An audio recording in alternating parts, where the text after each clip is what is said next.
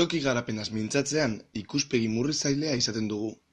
Ikuspegi ekonomiko edo merkantilista huts batetik begiratzen baita. Hala ere, tokiko garapenean faktore gehiago daukate zerikusia. Gaurkoan, garapen sozialaz ariko gara, eta zehatzagoak izateko garapen kulturalaz. Toki garapenaren ikuspegitik, garapen soziokulturala eta garapen ekonomikoa modu berezituan lantzea akats bata. Eta gainera, logika ekonomizista gainerako gizarte kontsiderazioetatik aldentzea krisien sorburu ere bihur daiteke. Bestalde, toki garapenari kulturak egiten dion ekarpena neurtzeko zailtasun handiak daude. Esan bezala, bere lorpen nagusiak ukiezinezkoen arloan, balioenean kokatzen baitira, eta epe luzeagoko bilakaera izan ohi dutelako. Toki garapenaren ikuspegitik, kultura politikak hiru paradigma nagusien inguruan mugitu izan dira. Erakarmen paradigma, barraiatze paradigma, lurralde kulturaren paradigma. Lurraldearen erakarmenak, kanpokoak lurralde jakin batera erakartzeko gaitasuna eta egin beharrekoak hartzen ditu aintzat. Hori horrela, museo, erakusketak eta balio emblematiko handiko ekintzak eta azpiegiturak edukitzea bilatuko du lurraldeak. Barraiatze paradigmak, bertakoa kanporatzea eta beste lurralde batzuetara hedatzea bilatzen du. Onurak berriz lurraldera bueltatzeko. Hauen artean daude, kultur industriari lotutako hainbat ekimen, liburugintza edo arte plastikoak adibidez. Salmenta edo merkataritza zirkuituekin zerikusia duten ekintzak izan ohi dira. Lurralde kulturaren paradigma berriz, lurralde jakin bateko pertsona taldeen arteko balio konpartituak, proiektuak eta komunikazioa ahalbidetzen duen dialogoan oinarritzen da.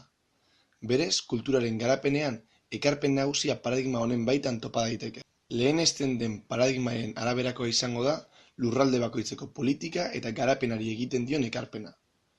Ekarpen hau ahalik eta zabalena izateko, hirugarren paradigmak duen mobilizazio gaitasunari erreparatu behar diogu. Beste biek gizarte irizmen eta eragin mugatua dutelako.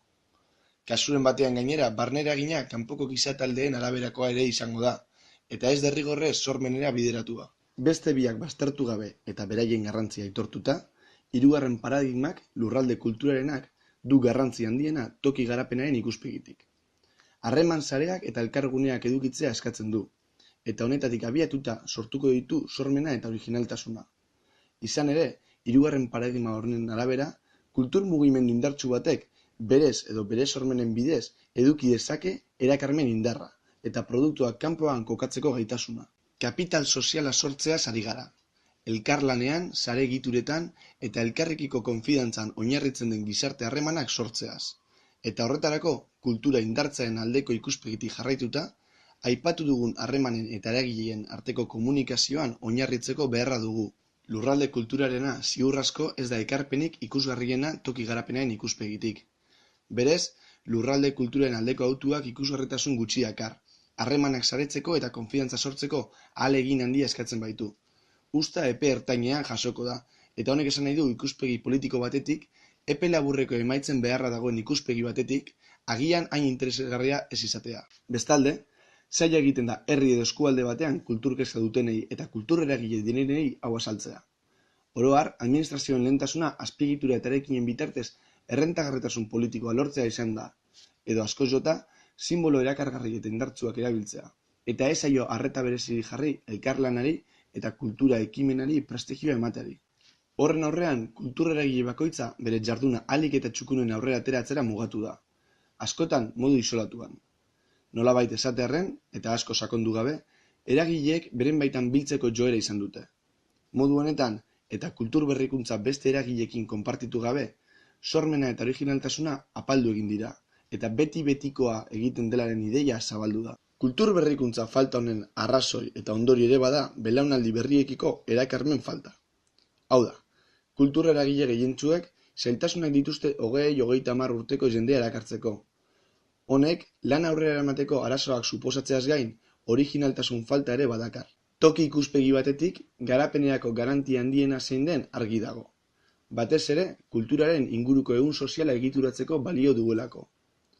Lurralde kulturari zentraltasuna emateaz ari gara noski. Honela bada, kulturarekiko autu politiko honek bi arazo planteatzen dizkigu. Bisibilitate falta batetik eta neurtzeko zailtasuna bestetik. Bisibilitate falta ukiezinezko onerak dakartzalako, berehala eta zuzenean hautematen ez direnak. eta neurtzeko zailtasuna aldiz, berauek garapen indize klasikoetan duten eragina neurtzea oso zaila delako. Merezi du neurgarritasunean unetxo bat geratzea.